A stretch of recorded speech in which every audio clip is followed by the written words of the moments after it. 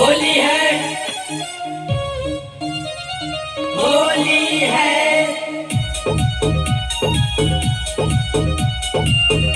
Music by Surya Sarda Studio.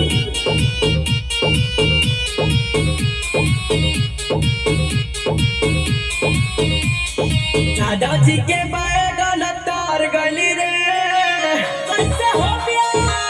सुना बताओ तनी। दादाजी के बैगन तार गली रे, बोले बाबूआन के घर घर गली रे।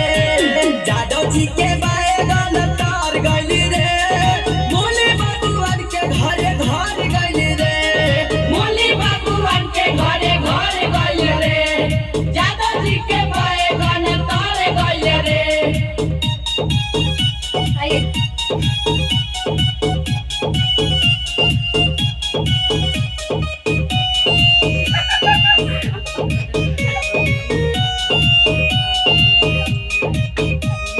मुली बाबूआन हवे गैस करेला, होली हवे बैगन राइस करेला।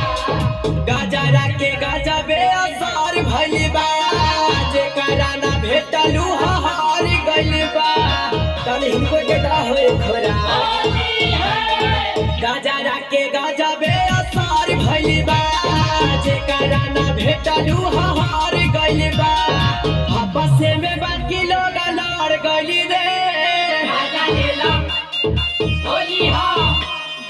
आपस में बाकी लोग लड़ गइल रे, बोले बाबूआन के घर घर गइल रे। दादाजी के बैगन तार गइल रे, बोले बाबूआन के घर घर गइल रे। बोले बाबूआन के घर घर गइल रे, दादाजी के बैगन तार गइल रे।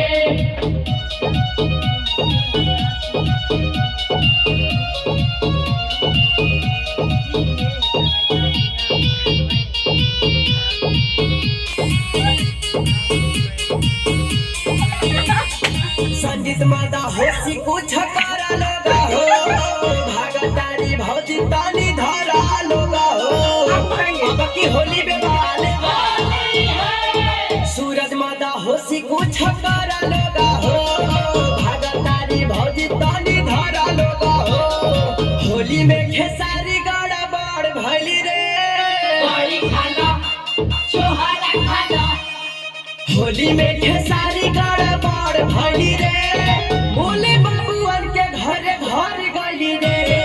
दादाजी के बैगन तार गली रे, बोले बाबूआन के घर घर गली रे। बोले बाबूआन के घर घर गली रे, दादाजी के बैगन तार गली रे। दादाजी के बैगन तार गली रे, बोले बाबूआन के घर घर गली रे। दादाजी के बैगन तार गली